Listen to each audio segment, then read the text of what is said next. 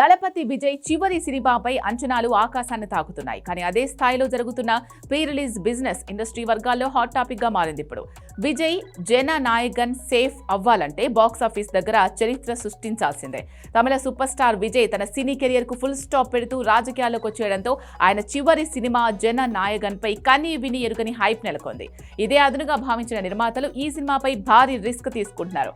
ప్రస్తుతం వినిపిస్తున్న లెక్కల ప్రకారం ఈ సినిమా దాదాపు 500 కోట్ల ప్రీ రిలీజ్ బిజినెస్ చేస్తోంది.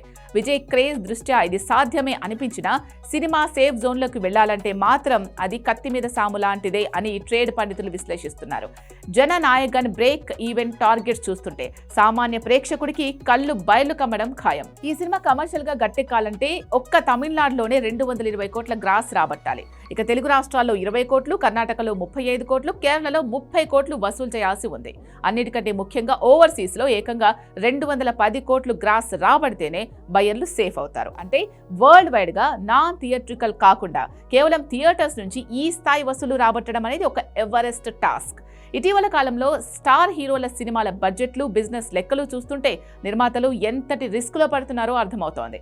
ఉదాహరణకు మొన్న వచ్చిన రజనీకాంత్ కూలీ సినిమా బాక్సాఫీస్ దగ్గర 500 కోట్ల గ్రాస్ వసూలు చేసినప్పటికీ అది కమర్షియల్ గా సేఫ్ ప్రాజెక్ట్ అనిపించుకోలేకపోయింది. ఎందుకంటే ఆ సినిమా బ్రేక్ ఈవెన్ టార్గెట్ 550 కోట్లు. అంటే 500 కోట్లు కొల్లగొట్టినా సరే డిస్ట్రిబ్యూటర్లకు నష్టాలు తప్పలేదన్నమాట. భారీ వసూళ్లు వచ్చినా సినిమా ఫ్లాప్ జాబితాలో చేరడం ఇండస్ట్రీకి ప్రమాద ఘంటికలే. గతంలో 2.0 సినిమా విషయంలోనూ ఇదే జరిగింది. విచిత్రంగా ఈ రోజు కూడా తమిళ ఇండస్ట్రీలో హైయెస్ట్ కలెక్షన్స్ వసూలు చేసిన సినిమాగా 2.0 ఉన్న ఫ్లాప్ లిస్ట్ లోనే ఉండిపోయింది ఈ సినిమా. కేవలం కోలీవుడ్ లోనే కాదు, టాలీవుడ్ లో కూడా ఇదే పరిస్థితి కనిపిస్తోంది. ప్రభాస్ నటించిన సలార్ సినిమాకు కూడా పాజిటివ్ టాక్ వచ్చినా బ్రేక్ ఈవెన్ మార్కుకు అది దగ్గరలో ఆగిపోయింది. 600 కోట్లు వచ్చినా ఈ చిత్రం బ్రేక్ ఈవెన్ కాలేదు. స్టార్ హీరోల రెమ్యునరేషన్లు, మేకింగ్ కాస్ట్ పెరిగిపోవడంతో సినిమా బ్లాక్ బస్టర్ టాక్ తెచ్చుకున్నా సరే లాభాల బాట పట్టడం గగనమైపోతోంది.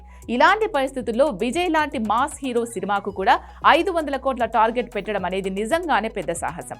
చివరగా జననాయగన్ విజయ్ కెరియర్లోనే కాదు, ఇండియన్ సినిమా హిస్టరీలోనే బిజినెస్ పరంగా ఒక బెంచ్ మార్క్. ఇది ఆయన చివరి సినిమా కాబట్టి ఫ్యాన్స్ ఎమోషనల్ కనెక్ట్ వర్కౌట్ అయి టికెట్ రేట్లు కలిసొస్తే ఈ టార్గెట్ను అందుకోవడం అసాధ్యమేమీ కాదు. కానీ ఏమాత్రం టాక్ తేడా వచ్చినా బయర్లు భారీగా నష్టపోయే ప్రమాదం ఉంది. మరి దళపతి తన చివరి బాణంతో బాక్సాఫీస్ లెక్కలను ఎలా తిరగరాస్తారో వేచి చూడాలి.